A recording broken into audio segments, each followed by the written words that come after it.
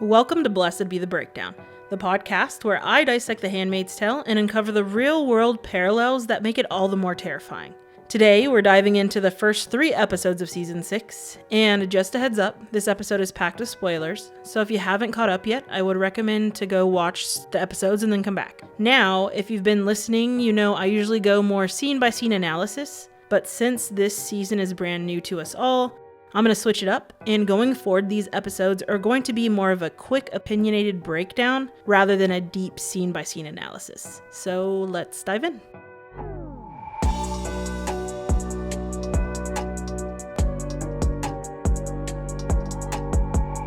So episode 1, titled Train, picks up right where we left off in season 5, with June and Serena on the refugee train seemingly headed towards Vancouver. Serena is attempting once again to be buddy-buddy with June, just comparing their situations, and these situations, as we know, just do not compare to each other. When Serena asks what happened to June's arm, June lets her know that Gilead tried to kill her by running her over with a truck. And it is here too where Serena's like, I guess they're trying to kill both of us, and it's like, come on, Serena, really? Like, it's not the same thing, but she's just still trying to compare them. Now, during the train ride, we see Serena keeps spouting off Gilead phrases like praise be, and she just keeps trying to help June despite June brushing her off. All right, I'm going to kind of backtrack a little bit here because I did miss a key point that I wanted to bring up that I thought was really wholesome. The opening scene where June, Noah, and Nicole are kind of just sitting there while Serena's in the restroom. I really thought at first, I was like, okay, maybe they're kind of burying the hatchet because she's watching her kid. But when Serena comes back in that previous conversation I just talked about where Serena's just trying to push her way in and June is still, trying to keep her at a distance, which is good for her. Like, that's such a traumatic situation.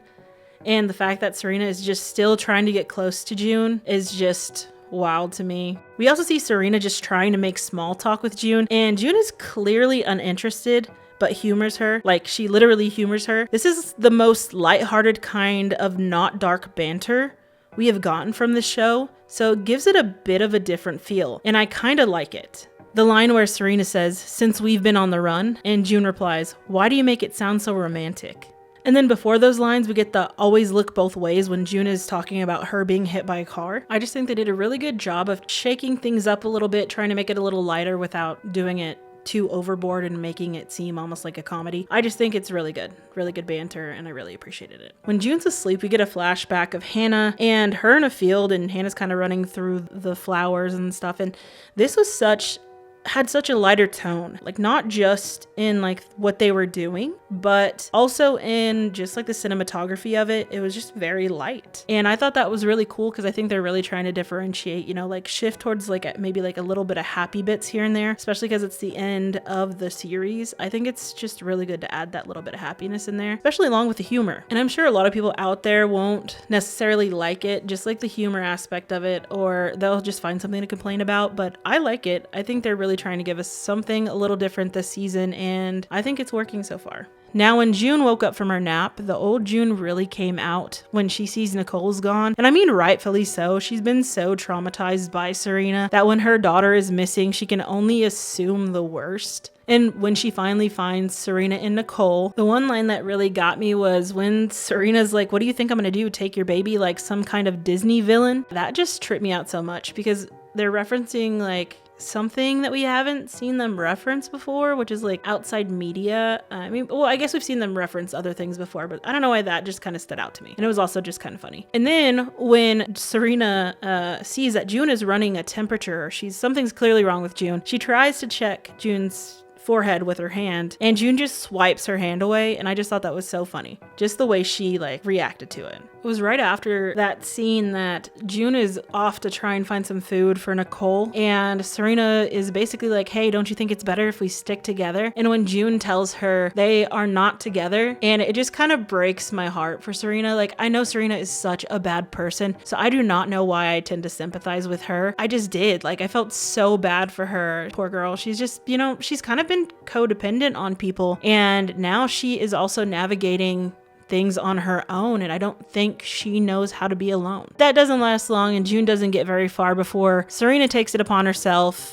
because June is clearly in pain. So Serena goes in, finds a doctor to help June. It is also around here that we see Serena just talking about motherhood in such a Gilead way, and it made me want to reach through the screen and tell her to shut up, because you could just tell she was going to give herself away by doing this. And that's exactly what she does, essentially. And I don't understand how the people on the train didn't catch on sooner. I think when she's sitting with the other moms that they kind of started catching on and were like, no, this wasn't God, or blah, blah, blah. They caught on then, but like, it's like, how could nobody notice how much she is talking about this? Also, how did nobody notice June, or were they just like not caring about it? Also, Serena, how did nobody but the doctor notice Serena is my question that I was kind of wondering about. I don't know if anybody had that wonder too, but that was something that threw me off a little bit. I was like, how is nobody noticing these people that have been, at least to me, I think plastered everywhere, but maybe it wasn't plastered where these other people were coming from or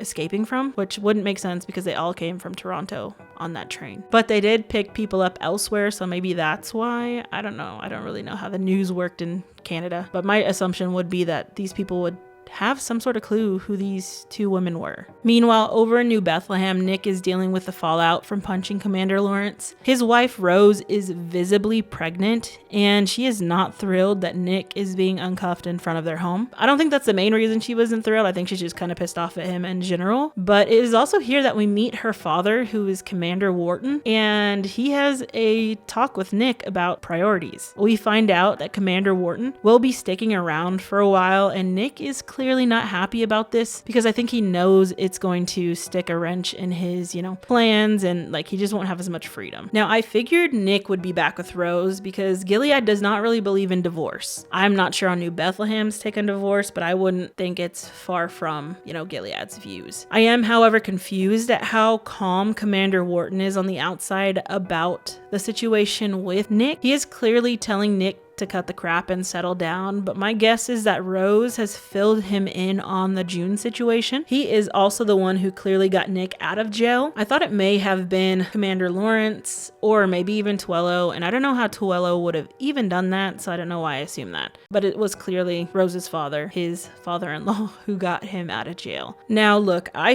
feel for Rose, okay?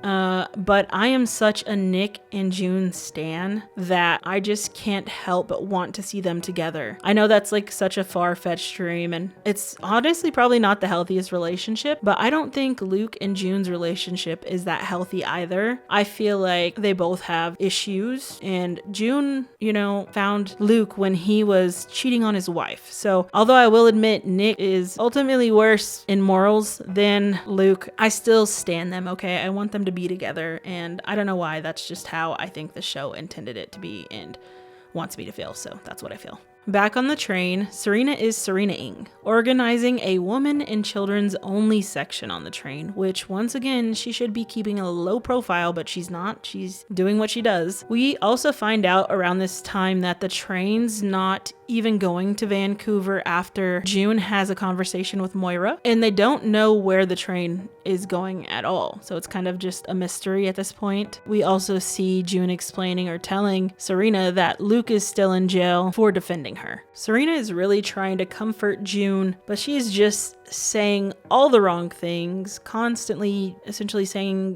God will put them back together. Also constantly telling her that she's going to be getting a fresh start with her family once her and Luke are reunited, and just completely forgetting that June is still missing Hannah. Another part of this conversation was when June talks about not wanting to do it alone again, and it was just so sad. I think this is the first really sad moment we get in this episode, and it was heartbreaking. It's also during this conversation that we finally get a sincere Serena apology, but her constantly bringing up God wanting her to help kind of ruined it for me. I do feel like she is truly starting to make amends in her own Serena way, and that apology to me seemed truly sincere. I think she is finally starting to get it, and I love that for her, and I hope it continues on through the rest of the season. Back in Toronto, we find out that they are getting rid of the US Embassy and that Tuello is working with Mayday on some sort of plan to fight back. He is talking to Moira during this conversation. I don't know why I assumed Tuello knew that Moira had escaped Jezebel's, but they talk about this here as well, and how she killed the commander, and he basically, commends her for that, because that's not like an easy feat, that nobody escapes Jezebel's. Back on the train, we see Serena talking to these women and hearing their stories about how they were captured, how they were treated in Gilead, and how they escaped. And she is just constantly bringing up God and his grace in this. And this is where we see the contention really start between these women and her. It's slowly starting to peek through a little bit. But how can she sit here and hear all of this when she was the one that helped create it? I don't think it was supposed to come off this way, but it's like when a serial killer kind of sits there and wants to hear what they've done and they want to hear it back. That's kind of what it felt, except it didn't seem like she was getting enjoyment from it. In this case, I think it was more she was wanting sympathy from them, which is just strange in itself. Like, you caused this and now you want these people to feel sorry for you too. And this is why I have such a back and forth with feeling sorry for Serena. One line that really kind of irked me is when she says, "It seems like all of us here at some point or another were a part of some kind of violence." My jaw dropped. During this scene as well, when June is retelling her story about how they got captured and Serena is hearing it for the first time, it was a moment that I didn't know would feel so sad, but strangely satisfying, because Serena can maybe start to have an idea of what June went through, and if she hasn't already started to grasp the bigger picture, maybe this will push her.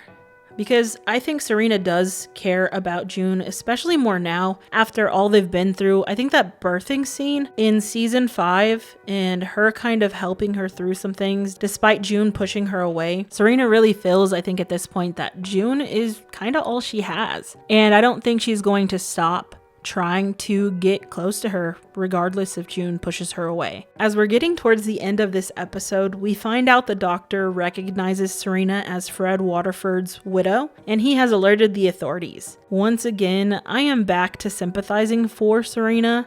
And when the doctor is holding Noah and he calls her Mrs. Waterford, the shit really hits the fan. I mean, these people are rightfully mad, but this show just has me sympathizing for her again and again. And then once again, we see June step in to protect her. My sympathy for her quickly turned once again, though, when she starts lashing out and throwing insults and then just talking about Gilead like it's some divine success story. I knew it was over. Like, she does not know when to keep her mouth shut. Also, she has clearly not learned anything. June is trying to rein her in, and when the cop intervenes, I'm like, I hate her again, but on some level, she and Noah will be safe with this cop. Until we realize that the officer also hates her and could care less if she's safe or not. And we are back in the predicament of June trying to save Serena. Mid-conversation with this officer before we found out that he doesn't care for Serena as well and he doesn't care what happens to her, June was trying to convince him that she was Serena, and she admits to being her handmaid. And this baffles the people who are around June, and they once again don't understand why she is having sympathy for Serena. And this is a constant predicament we see June in, like people wondering why she cares so much for her. When the cop leaves and they're now standing in the middle of this angry mob and June and Serena hold hands, it just broke my heart, because that was June's way of letting her know that even though she hates her, she is still here with her and is in some way somehow gonna try and help her.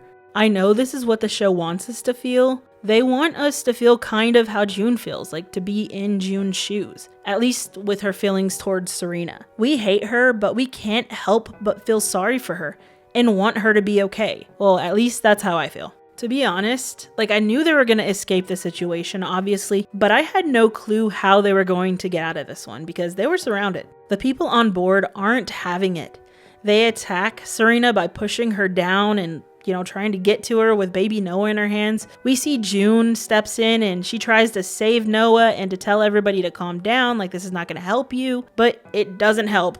They're still just going after Serena. So in true June fashion, she pulls the emergency brake, and this works to get them free from everybody. They run into the middle of the train. I don't know what it's called, but the little middle connection part. And June tells Serena she needs to jump off the train or else, something bad's gonna happen. Serena seems to be afraid to jump, So June eventually just pushes her off. And this saves them because I don't think Serena would have jumped if June never pushed her. She would have just been attacked by that angry mob because they were getting so close to getting through that window. To be honest, I am super surprised they didn't try to harm June for helping Serena, especially after they called her a traitor. We see June arrive to Alaska, and it turns out that her mom is there.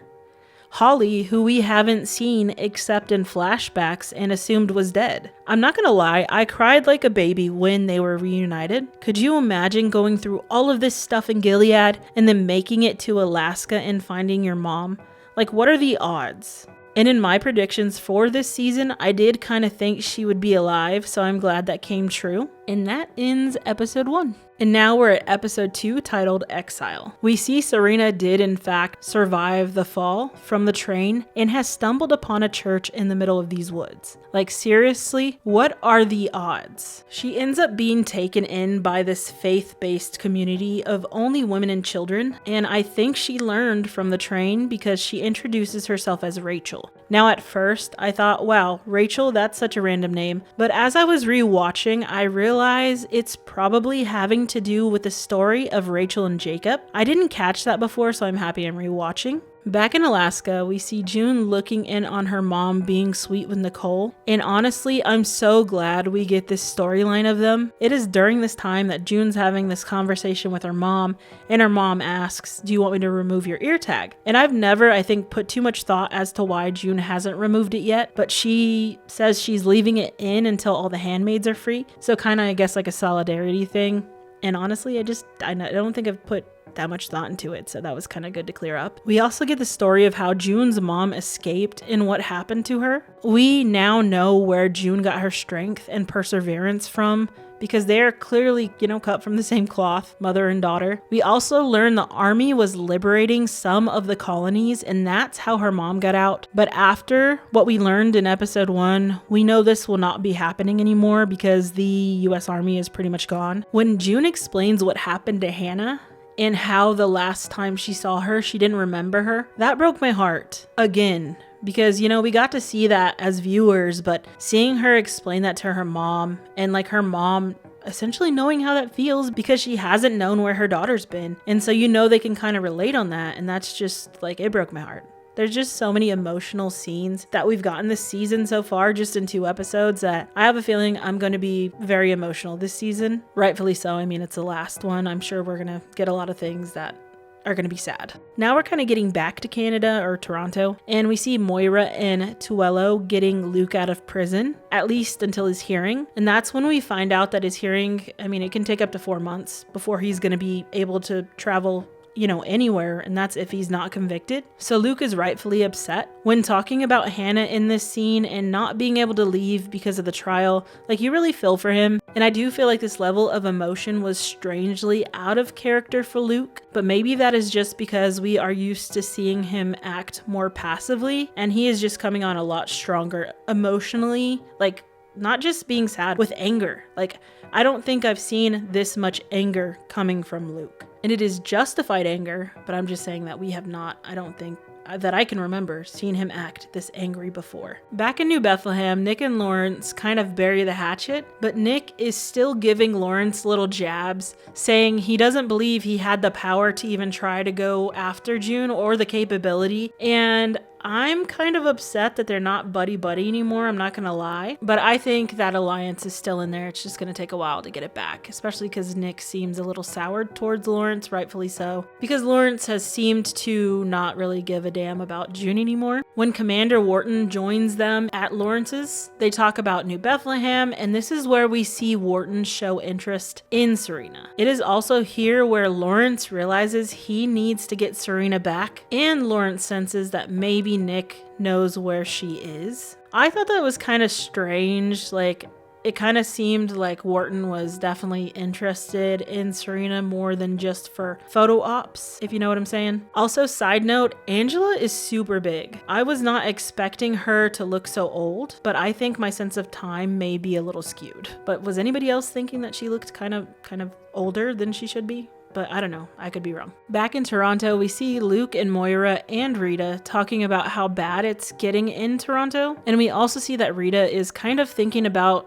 possibly exploring New Bethlehem, seemingly because her sister may possibly be there. June and Luke finally get to talk on the phone, and they now all know that Holly is alive. June finds out about Luke's trial timeline, and they are obviously not happy about having to wait, but what's a few months to them after they've spent literal years apart? Tuello and Nick do meet to exchange info, and Nick catches on about the Mayday plan, and he's basically telling Tuello, like, why are you going to send these regular people in here, these civilians, not soldiers? Because they have already, taken down soldiers. They would basically be sending these civilians to certain death. So Nick is like, why would you do that? We also see Tuello give Nick a phone, so that way he can easily be in contact with Nick. And this is all based on the deal that they made at the end of season 5 in exchange for June's protection. And then we get a 2 months later, flash forward, which is also not something we've had before. We see Serena, and it seems like she has maybe finally found her people, and we get some family flashbacks for Serena and her dad. I don't believe we have had flashbacks with her father before. All of her flashbacks have mostly been traumatic things from the beginning, or her time in America trying to convert people to Gilead's ways. So all of her other flashbacks were very cold. And this one, like I was talking about in the first episode flashback of Hannah, this one's just warmer. It's brighter. It's definitely out of the ordinary of the usual flashbacks we get, as far as the cinematography and the lighting, and it just has a lighter feel. Now, Serena is seemingly enjoying playing the part of the nurturing mother in this small, peaceful village of sorts. But back in New Bethlehem, Nick is having a conversation with his father-in-law, and he is just clearly a bit of an ass. He's questioning all of Nick's decisions and even talking about his parents. This pushes Nick to destroy the phone he got from Tuello, and I think this conversation is just making him question things. He is clearly at a crossroads, and I'm starting to think that he may also be getting pushed further back into Gilead's grasp, and I think his father-in-law, if he does go that direction, will have a huge part in that. I think he's gonna have a big pull back and forth between,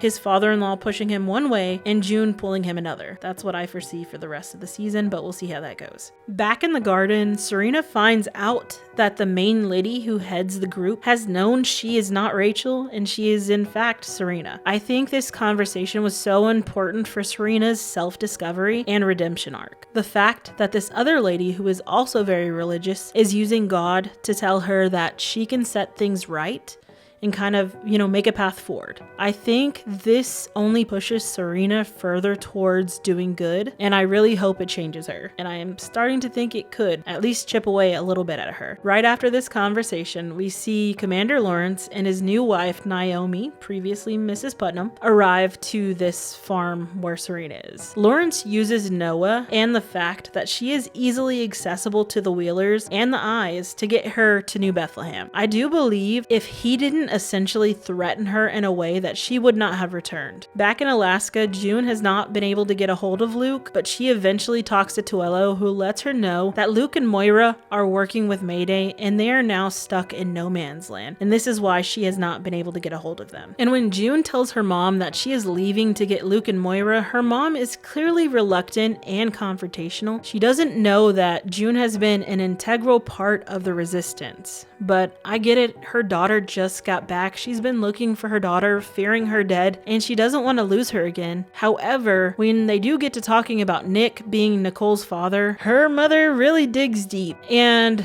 we kind of see that, when June gets mad, she digs deep too. She starts insulting June, telling her that she fucked a Nazi. And I mean, she's not wrong, but that's one of June's loves. So she is obviously not going to take that lightly. This is also just such a typical mom and daughter fight, except, this involves war in Gilead. Now, while all this is happening, Holly tells June if she's gonna go to leave Nicole with her, but June does not like that suggestion. We see June bring up her mom abandoning her, and that really hurts Holly, so she basically just steps out. Directly after Holly exits, we get the next scene of the Last Supper of sorts that Serena has with the faith group. We are seeing Lawrence and Naomi really being put on the spot religiously. I think it was always implied that people of Gilead Gilead or the commanders of Gilead were using religion as a means to gain power over women and just power in general. This season so far, we are really getting to see that firsthand. Well, I think we've actually always seen that, but now it's kind of just more obvious and more pushed in our face. It is during this scene that Serena also gives her speech about leaving the women and the farm. I think it's intended to make us think she is going back to Gilead's version of religion, but I think her time with this group and just everything she's been through is getting her back to, I don't have a better word for it that I can think of, but like normal, non-Gilead, less extreme religion. And that's just my take. I think they kind of really zoomed into her face to make it seem like she is going, to be crazy again. But I think that's kind of just a ploy to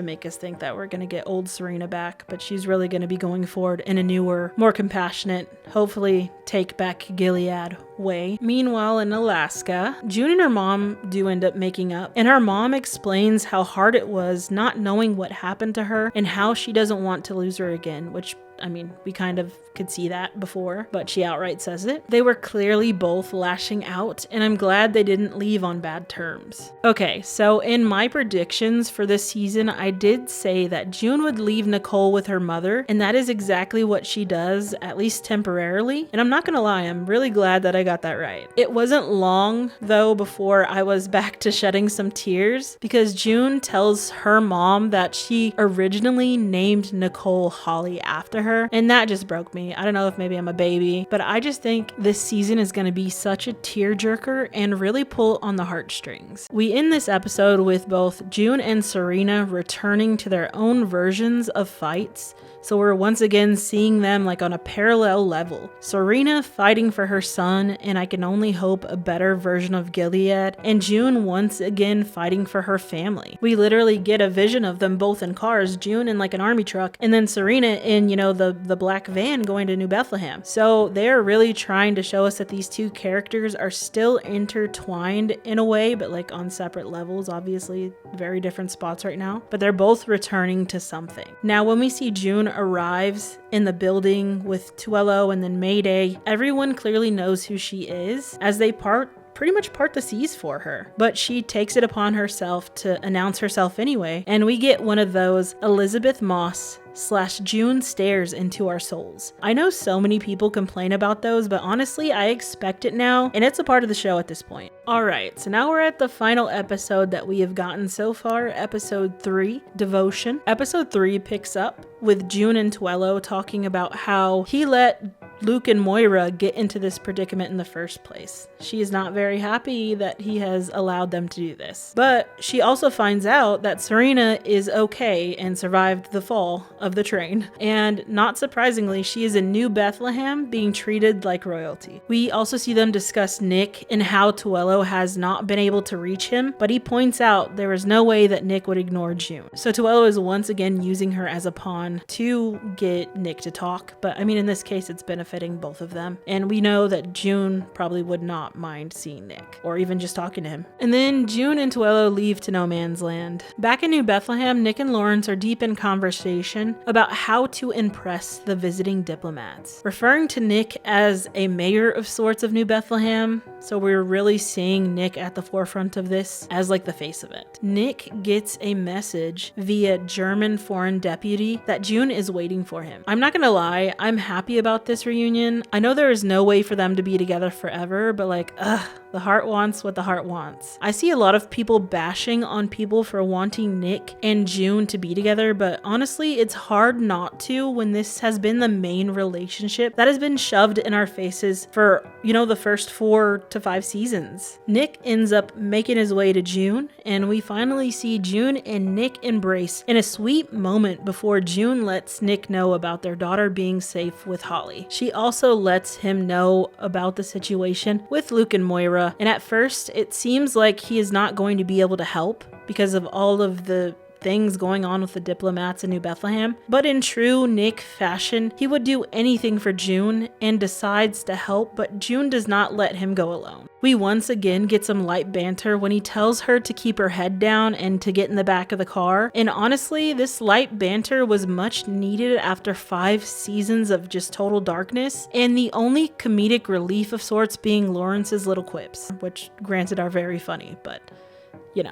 And I know this is not a comedy and I don't want it to be, but I think they do a good job of balancing it so it doesn't seem overbearing or take away from the seriousness of the show still. In this episode and throughout it, we also get a deeper look at Serena's place in this new version of Gilead. She meets with Lawrence and she is really questioning his faith, asking him to pray, and then he just repeats the prayer from the dinner the night before, but she calls him out on it, and then they're having this conversation about faith and questioning each other's beliefs. I really liked seeing these two strong-willed characters being challenged, and the fact that they were essentially the two people who had a huge part in Gilead's uprising was the cherry on top. I specifically liked when Lawrence brought up the can't prove or disprove it, referring to God, because we haven't seen a huge challenge of religion like this in Gilead or in this show from key characters like this. Another thing we get is we do see Lawrence telling her that they both took part in breaking the country and now they need to work together to make it better. And I really like this sense of camaraderie. They both, I think, know, we've seen Serena acknowledge that she knows it's her fault, she fucked up. We've also seen Commander Lawrence acknowledge it's his fault,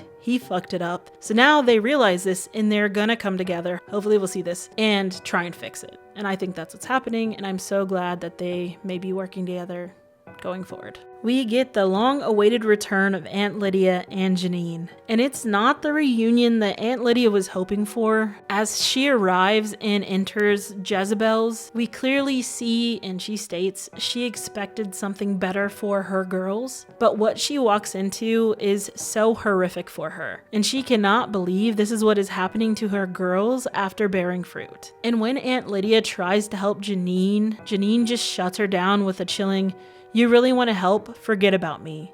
It's a powerful moment, especially for fans who've been watching Aunt Lydia wrestle with guilt for seasons. I think this is definitely the cow prod that breaks Aunt Lydia's back. Or at least one of them, because I'm sure she's not going to be completely nice this season. But I think she'll definitely show more compassion as she has been doing. Now, during the diplomats' tour of New Bethlehem, we see Commander Wharton and Serena finally meet. He is clearly trying to flirt with her, and I'm wondering what happened to his wife, or did he have a wife? What is going on there? I'm assuming he's divorced or widowed or something, because I don't think he'd be doing that if he had a wife, especially in Gilead. Back on the mission, June and Nick track Luke and Moira to an abandoned water park. The security is heavy with guards, as expected, but they are still trying to find Luke and Moira. We get more playful banter from them before we finally see Nick tell June that he went to see her in the hospital.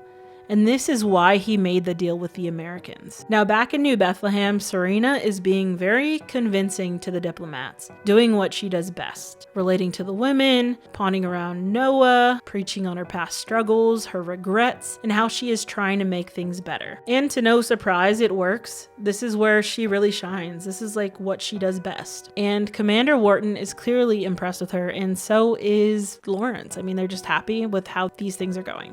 Back at the water park, we finally get a real conversation between Nick and June where they discuss the dynamics of their relationship. Nick admits that he would do anything for her, including trying to save her husband, and he is already in trouble at home because of June and his feelings for her. Now, during this conversation, Nick tells her she chose Luke, but what other choice did she have? She couldn't stay in Gilead, and Nick didn't want to leave Gilead, so I have no clue how they could realistically have lived happily ever after in Gilead. When she tells him he waited for me, referring to Luke, this seemingly implied to me that maybe she is with Luke out of guilt, which is what I suspected previously. But what really got me was the line that June said, "I had you, I loved you," and that word loved was a dagger in my Nick and June loving heart. She did quickly follow up with love you, correcting herself, but I don't think it meant as much after she said loved, because it kind of felt like at that point she was kind of just trying to make him feel better. So I'm not sure if she is trying to convince herself at this point,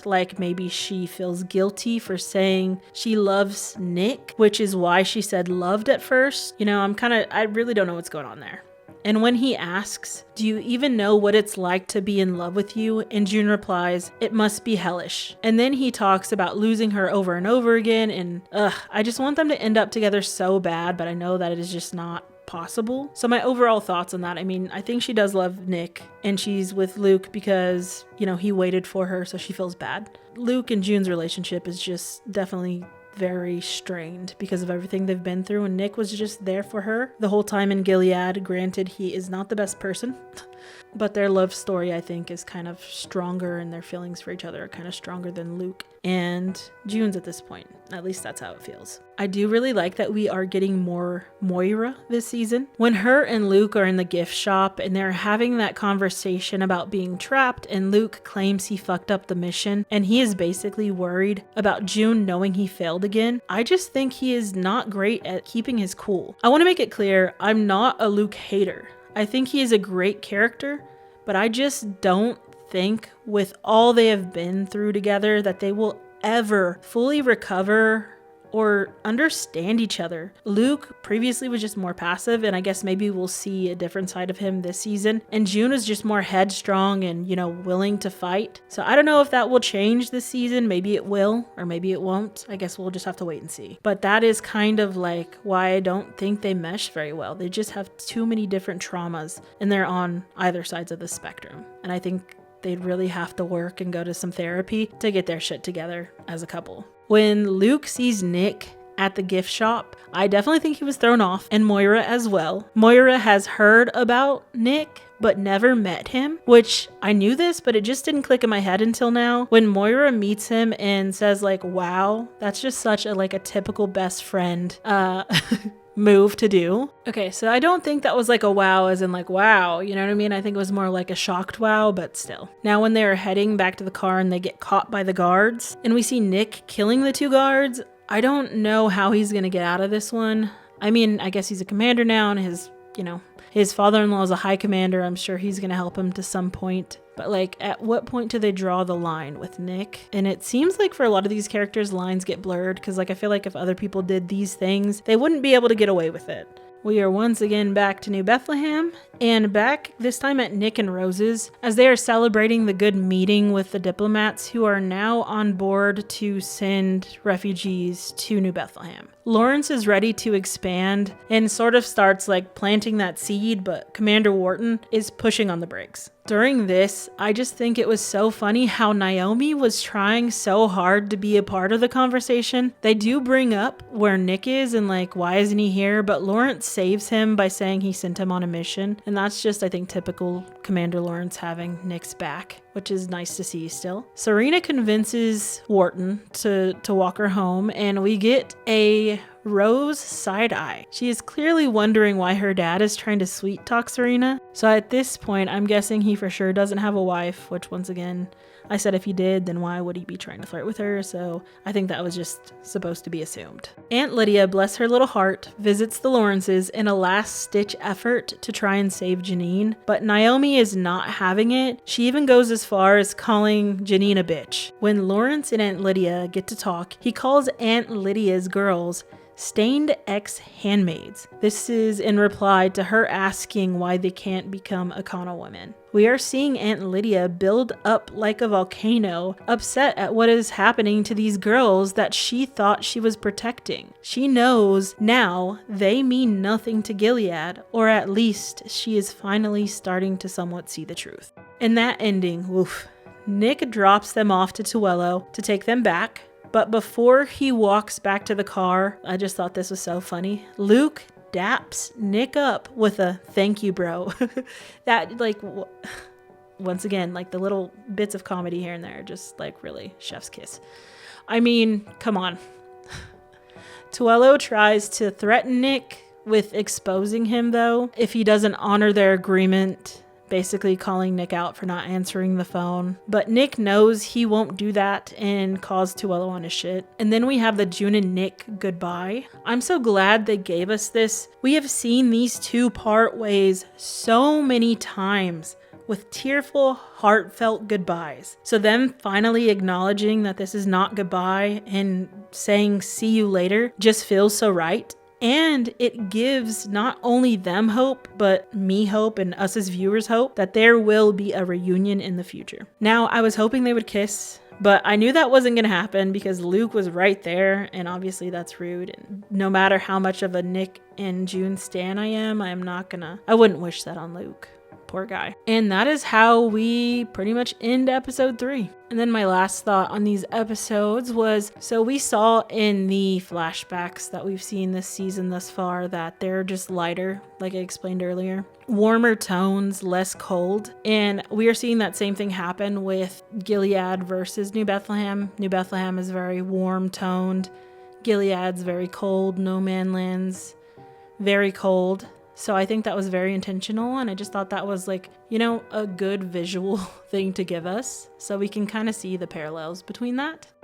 Okay, so I was going to do some real world parallels, but honestly, I am almost an hour into this podcast and I usually only do it for like 40 minutes. So I'm going to insert something from Bradley Whitford and what he's kind of stating about the state of the world right now. This is an interview I saw of him on TikTok, like a little clip from the Hollywood Reporter. So I'll insert that here in a second. But going forward, I will try to get back to the real world parallels. Right now, I've been having to do like multiple episodes in one podcast, and it takes a lot of time. And though I love doing it, I do have like a full-time job and I run another podcast. So for time's sake, this time, I'm going to leave out the real world parallels and leave you with Bradley Whitford's take on some things going on in the world. So here that is. When this show started, the idea that Roe v. Wade was going to be overturned was inconceivable. We have seen in the course of this show women's health become totally politicized. We've seen a president get elected, turning a vulnerable queer community into a political football. There are, I couldn't believe this, 64,000. This is according to the Journal of the American Medical Association last year, when there were 14 states that banned abortion, 64,000 pregnant rape victims without access to care. These are forced births. So it's happening now. It's very upsetting. I hope that people understand that this is happening now, but I hope they don't despair. Because the heart of the show is that June understands that despair is a luxury that our children can't afford, and action is the antidote to despair. And we need to be the change. That's the message I hope people get. All right. So honestly, I am so happy with these first 3 episodes. The writing, the emotional depth, the subtle humor, and the flashbacks just tying everything together. I'm especially loving how they're balancing those heavier themes with moments of tenderness and even a little humor. Seeing June and Serena's dynamic continue to shift, Nick still being Nick, Luke, Moira, and Tuello working with Mayday, and the reappearance of June's mom. And now that we're getting deeper into New Bethlehem and this evolution of Gilead, I cannot wait to see where it all goes. I'd love to hear your thoughts on the first 3 episodes of season 6. Let's discuss it over on YouTube, Instagram, and TikTok. Thank you for tuning in. If you've enjoyed this episode, don't forget to follow, rate, subscribe, and share. It helps the podcast reach more listeners. Until next time, stay vigilant, stay informed, and as always, blessed be the fight.